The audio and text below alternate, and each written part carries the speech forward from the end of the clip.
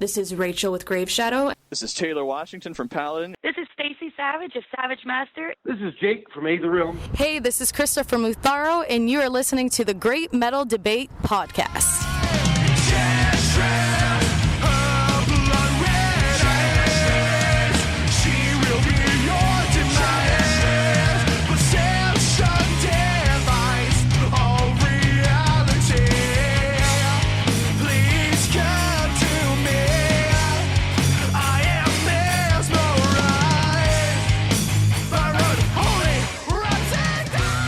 Podcast returns with another amazing metal artist interview. Today we are joined by James and Andrew from Canadian metalers Lycanthro. Thanks for coming on the Great Metal Debate. Oh, thanks for having me back again, and thanks for having us back. It's been freaking great to finally meet you in person, so yeah.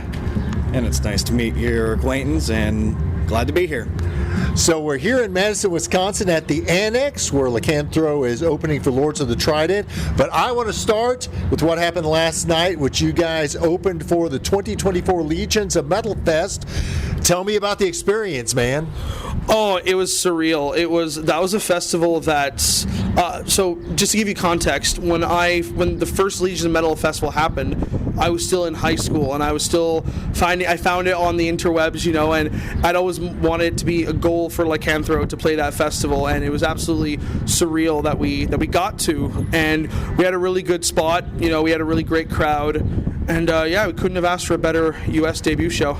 Well, I was in the crowd, and, to me, being the opener's a challenge, but it also puts you guys in the unique position of being able to kind of set the tone. I thought you guys really brought the energy. And for my money, you still had people who were coming in at that point, but the crowd seemed pretty excited about you guys.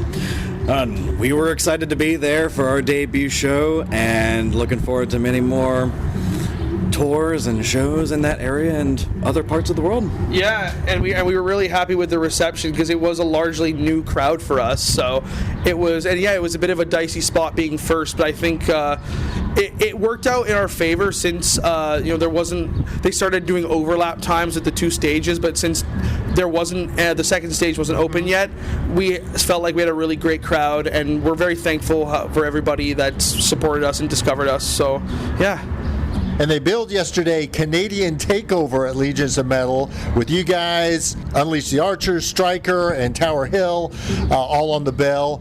How exciting was it for you guys to play with fellow Canadians here in the U.S.? And is there some sort of pride from seeing other folks from your home country succeed and be recognized? Absolutely. It's because Canada it's a very unique metal scene compared to the States, because I feel like even though Canada is a huge country, everyone is somehow connected. Even if you're from East Coast or West Coast, everyone knows everybody at least tangentially, and it's really nice to see a lot of Canadian metal bands sort of break out outside of Canada, because that's also something you don't really see as often anymore. You don't see a lot of Canadian bands actually making that jump like Unleash the Archers and Striker has, and there definitely is a camaraderie there for sure. We all the Canadians all stick together, especially at Reggie's, and even tonight with us and Tower Hill, they're good friends of ours, and it's been really cool to see everybody succeed, and really cool to see everybody get new exposure in a new place. Yeah, and I saw last night you guys hanging out with some of the guys in Tower Hill, Unleash the Archers. I could kind of see from my perch backstage, talking with the guys in Striker. It does seem like there's a camaraderie there, and just maybe some shared experiences, and maybe even challenges. And as far as the Canadian aspect, I can't relate too much since I'm the immigrant of the band. Is that right? I'm Mr. Florida man over here, and the Canadian Wolfpack has adopted me and taken me into their family. But I have noticed this camaraderie and this community that Canada, and it's very similar to Europe in that everyone just comes together. Yeah, it's genuine support. Yeah, exactly. Yeah, as I said, we're like 3/4 Canadian, because we have obviously we have our American guitar player. But yeah, no, but in terms of like the camaraderie between everybody in Canada, it's been really cool for like obviously our American member to meet everybody, and he's an honorary Canadian. Yeah. He's an honorary Canadian. Yeah, but as I said, the support between everybody is still there. Like a band as big as Unleash the Archers, they were all like, you know, taking the time. They all watched people's sets. They gave all of us feedback. You know, they're a band we all look up to, you know, for obvious reasons. So yeah, no, it was a great experience seeing Canada take over Chicago that way. You know, Unleash the Archers is a band that I often, when I'm talking to up-and-coming bands, I ask them to what extent they are a model that they can follow as far as building themselves, because Unleash the Archers has been so successful in that way.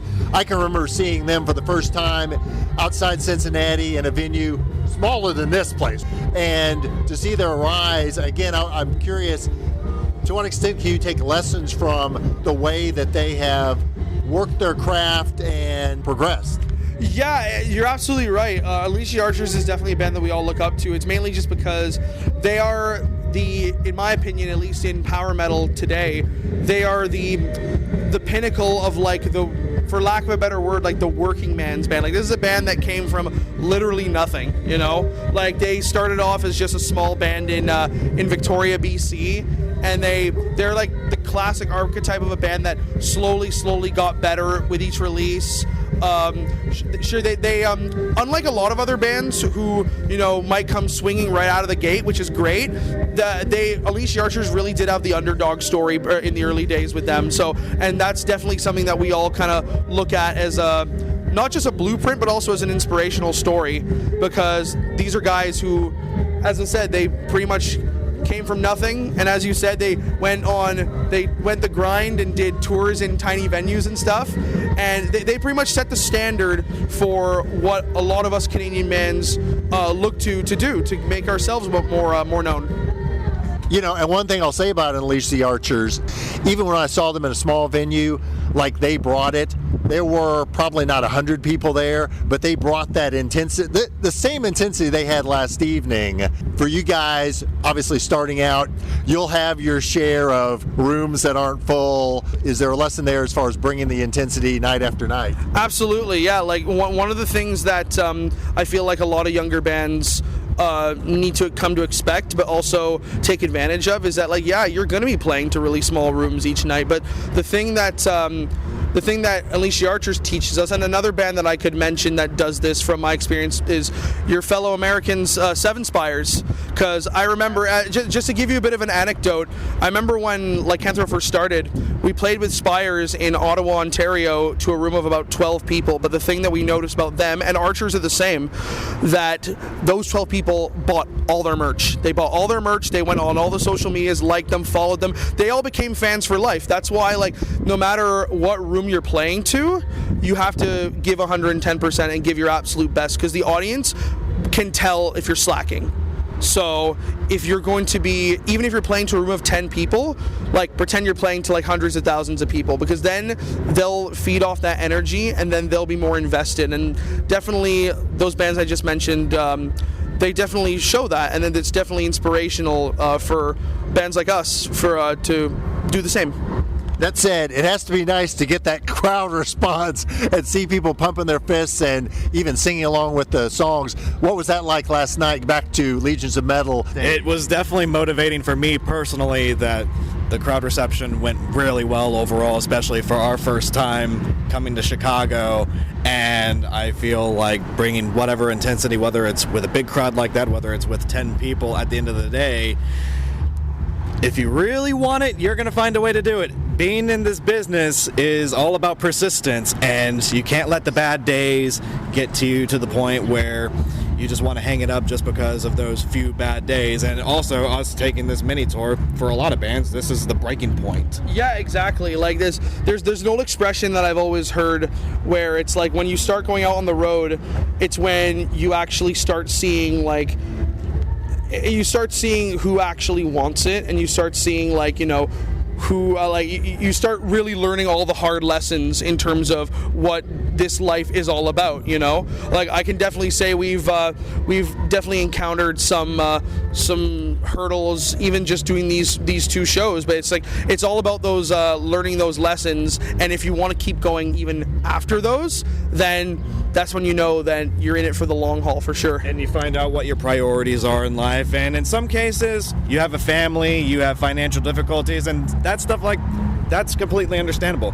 But you got to be honest about where you're at in your life, and if you are all about going on the road, doing these shows, doing the obligatory social media stuff that we all have to do nowadays, it's all about that persistence and taking the good with the bad. And I have a mindset that I always go by for myself, and I think about the what ifs all the time, the alternative scenarios where what if I settle for a 9-to-5 mediocre job? What if I settle for this line of work? What if I settle for doing this instead of what I really want to do? Yeah, it might be more secure, but I'm always going to be having that in the back of my mind. And yeah, I think you know where I'm getting with that. and I'm sure you guys have met people who are amazing musicians who probably come to the realization that, like, I'm not willing to make that bargain. Is that tough to see people that you maybe even admire? It's tough to see that for sure. Like, my whole thing is be honest about it when you get to that point. Don't drag it out for months and years and pretend like you're on board to do all of the things, do the shows, put in the financial contributions, put in the energy. The sooner you let it be known to the band that you're in it or you're not in it, we could all part away scot-free. It is very distressing to see that, because there are lots of people who are amazing musicians who don't really want this life. But the thing is, at the end of the day, that's okay. Music is meant to be a source of emotion. It's meant to bring you joy, sadness, whatever. But it's meant to, getting deep here. It's meant to enhance, the human spirit. And if there's people like us who we want to be able to get out there and make a name for ourselves, then that's great. But if you're also someone who just does it, want to just be a studio musician or as a hobby, that's totally fine too. It's just definitely these sorts of runs definitely show like who wants what out of life, and that's totally fine. There's no shade to anybody who comes to any of these conclusions. So, yeah. And I'll speak for myself as somebody who does have that 9-to-5, sometimes dragging job. I feel like when I see you guys on stage and I realize what you all put into it, I'm kind of living vicariously through your all's performance. So thank you, I guess I would say. Oh, no, thank you, man. It's because of people like you that makes doing this worth it. Absolutely. Couple more things about last evening. One of the coolest things was that you were able to have Laura from Shield of Wings, an amazing band from Chicago, up on stage with you. That was a surprise to me. How long had that been in the works? I asked her to do that I think late last year, because I can't give too much away, but the song we played was a brand new song that off the upcoming album that we're working on right now. I'm glad you said that, because in preparation for this, thinking about it since last night, I was like, what song was that? Yeah. So we decided we've been experimenting with playing like one or two new songs live just to get crowd reaction and stuff. And this particular song, on the record, has a female guest vocalist, and we do a duet. It is not Lara, actually. The main reason I asked her was because Shield of Wings are friends of ours, and I thought, okay, well, Legions of Metal might be a cool time to experiment with the duet side of things, and she was the first name I thought of. I thought, who do I know who's a chick metal vocalist from Chicago? And I thought of Lara. And she was great. We didn't even rehearse with her. Really? No. So that goes to show how much of a pro she is and how much of a pro they are, is that she was able to come on stage. We did like a little practice at sound check, but it goes to show like how dedicated of a band they are, and we're very thankful that she did it with us. Professionalism! Yeah, because Lara is absolutely incredible. But on the record, and I can't say who it is, we got a very, very special guest for that song. Teaser there. I'm excited. You mentioned not practicing. You guys looked pretty tight last evening. How often do you guys get together to practice? Like once every 5 to 6 months, except for this run, it's every 2 weeks, but then it's going to be another 5 months. Yeah, exactly. So basically every half year we get together. We all have our other projects, day jobs, and everything else going on, but we make it work. Time management, professionalism, all that good stuff. Yeah, exactly. It's the thing is that, again, to mention Seven Spires, is that we, being a spread out band, we just make sure that we're all practiced up on our own time, and so when we do go to rehearsal, it's pretty seamless, and it seems like it's been that way for the past few shows, not just for this, but like when we played with Windrose in Ottawa, stuff like that. I feel like, despite the fact that we won't see each other for like stretches of time, every time we meet again, we're tighter and tighter together as a group. So, and it's definitely a testament to the musicians in the band and the musicianship that's able to happen. I did feel like you guys had some real chemistry on stage together, like performing as a band together. He's my long-lost little brother. Well, so moving on from Legions, we're here tonight in Madison. You're opening for the legendary Lords of the Trident, Ty Christian's band. How do you guys know Ty, and do you have any thoughts of just about what he's been able to accomplish, which, for my money, is pretty amazing? Yeah, Ty, I know him because this show is actually pretty special because the reason I know them is because back when I was still in high school, actually, I was in grade 12, my old band, like my high school band, which we were a thrash metal band called Death Wish, and our first show that we were ever going to play that wasn't like at our school or whatever was meant to be opening for Lords of the Trident when they came through Ottawa in like 2017 or something, but the show got canceled because their bus broke down. And so tonight is sort of like the redemption. It's like, oh, we're, after all these years and how far we've come, we're finally sharing the stage with them. And again, I've seen Ty at like Prague Power and various festivals and stuff, and the shit, he's everywhere, man. And the stuff he's been able to achieve has been incredible, like with Mad with Power, everything down from the festival to how he manages his band is very, very admirable. How he does, like, I don't know how he does it, how he's able to balance the online stuff, the Patreon, the Twitch streaming, the show booking, everything. Like, there is something to be said about why Ty is why he is in the position he is, and he's definitely someone that I will a lot of the times go to for like pointers about different things, because some of the workload he must take on is inhuman when you think about it. So yeah, it's nothing but respect for Ty. Yeah, amazing guy, and you're not the first person I've interviewed to sing his praises in that way about what he's been able to accomplish. You guys are playing again tonight with Tower Hill. Last night was my first time to see Tower Hill. Was really impressed with their energy and just the fun that they bring. Have you guys played with them before?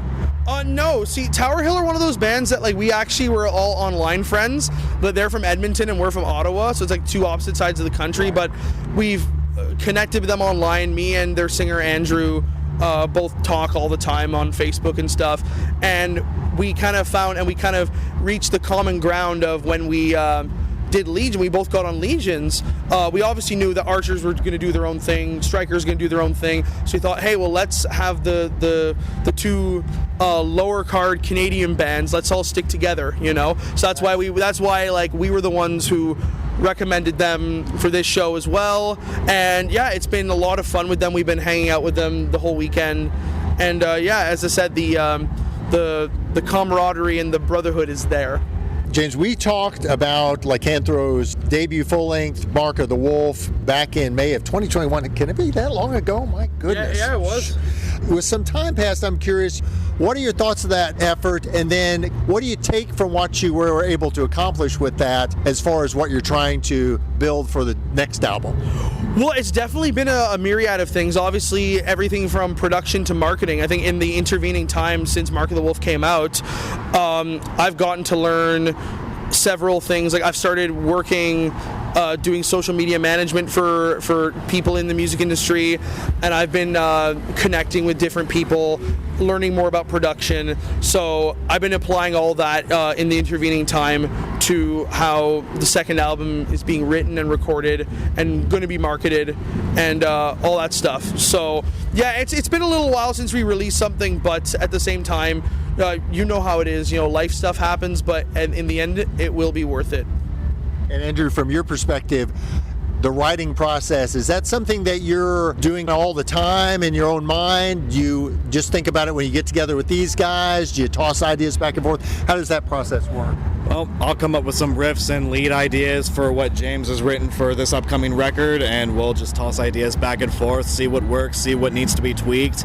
And that's my little test run, since this is going to be my first record with these guys, and already writing stuff for album 3, gonna see how that works out, and it's been quite a process and quite a rewarding one. And and as I said, it's been interesting to see with the new lineup how many different perspectives have been brought to this record. Like, for example, Andrew predominantly he loves his prog metal, so he's been bringing a lot of very proggy, unorthodox elements to the soloing, which gives the songs a really good dynamic, and it just makes them pop. Like the song you heard, which again I can't say the name, but the song you heard at Legions, when I sent it to him, he sends me back this really nuts Haken-esque solo that very much, but it works so well that I was like, wow, this is not what I would have thought, but I am not mad at all. So it's just, I want to bring in a little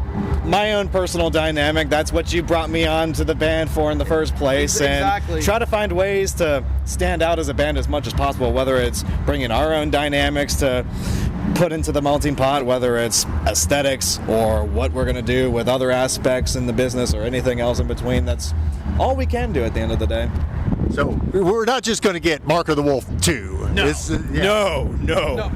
Not even close. This new album is going to be way different in style. Like, Mark of the Wolf was cool because it was sort of very trad metal, very 80s. There's still that on the new album for sure, but we've gone way more in a direction for more 90s, 2000s power metal with really nice production and writing some songs, even experimenting with things like 7 strings and stuff like that. So, but I feel like even though it's not going to be Mark of the Wolf 2, I feel like the people who have listened to us from the beginning will still appreciate it, because it's definitely a logical evolution for the band's sound, I feel.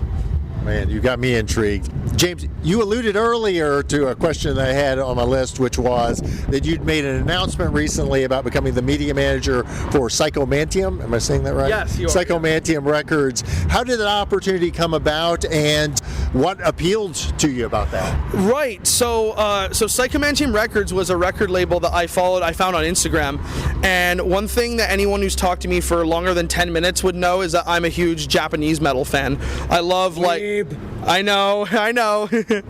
I love Ex-Japan and Galnerius and Shoya, all these bands. And Psychomantium, I found, was a small record label that they were the North American and European distributor for a bunch of these Japanese bands like Bride Ear and Mari Hamada and some of these really big names from over there. And literally how it came about is I just shot them a message because I noticed that they barely ever posted, and I said, hey, I really love what you do with this label. I'm a big fan of a lot of the bands on the label. Do you need someone to do social media? Because that's something I feel like I'm decently good at. It's area of expertise. And the guy, my boss, he hit me up. He's like, yeah, you know what?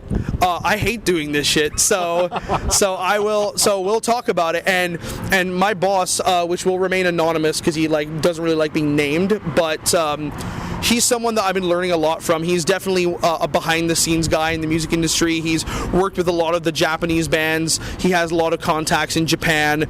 And since I'm a huge fan of that scene and that culture, I'm learning so much about the nitty-gritty of the business from him. So, yeah, that's been why it's been such a worthwhile experience, is that I've been helping, for example, Bride Ear's putting out a new album soon, and I've been helping with the PR campaign for that.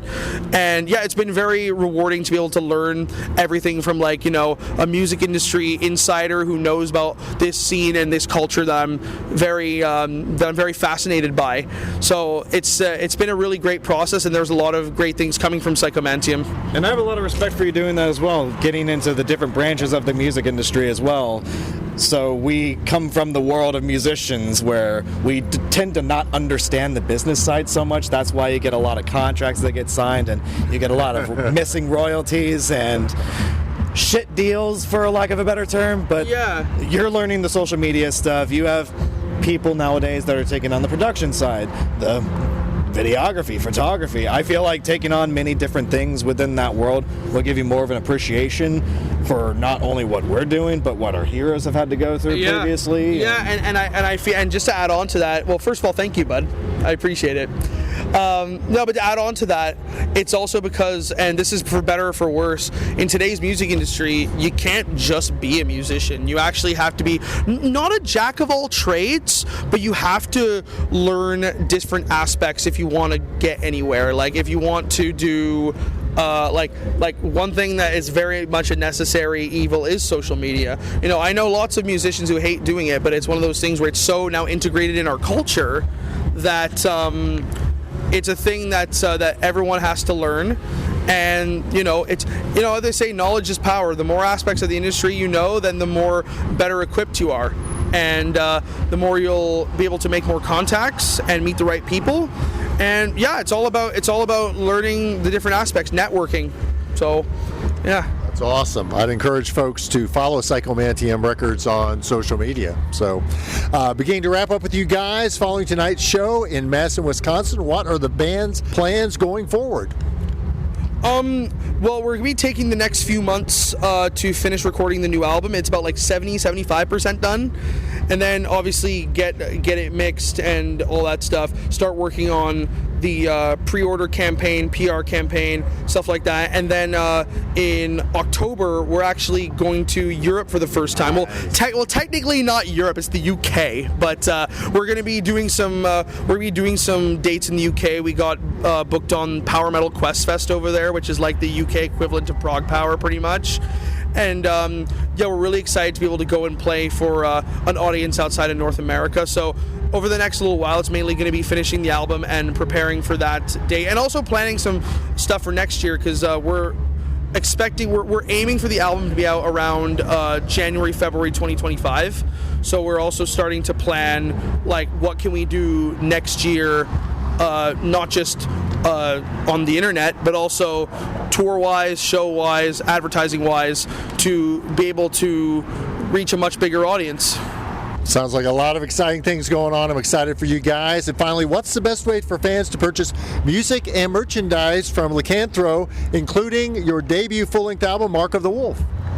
Yeah, guys, points. I'm trying to go back and forth. Yeah. Well, I'd say for merch, we have a store on Big Cartel, so it's like lycanthromerch.bigcartel.com.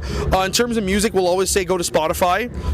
Go check if you're at all curious about how we sound like. Go check us out on Spotify, and yeah, just follow us on Facebook, Instagram. We're the most active on Instagram. TikTok too. We've been started dipping our toes in the TikTok well, and we're learning that as well. So so lycanthromerch.bigcartel.com, and search up Lycanthro on Spotify, and yeah. Guys, it was an honor to get to see you guys play your debut U.S. show last evening. I'm stoked to see you guys play again this evening, and can't wait to hear that new album come out. You're not going to be disappointed. I feel like people are really going to enjoy it, and obviously in closing, it was great to finally meet you in person, and thank you for coming out to the shows and supporting us, and yeah, we appreciate you more than you know, man. And we look forward to bringing it down tonight at this little venue. I forget the name of it, but the Annex. The Annex? Yeah. Yeah, absolutely. Yeah, the Annex in Madison, Wisconsin.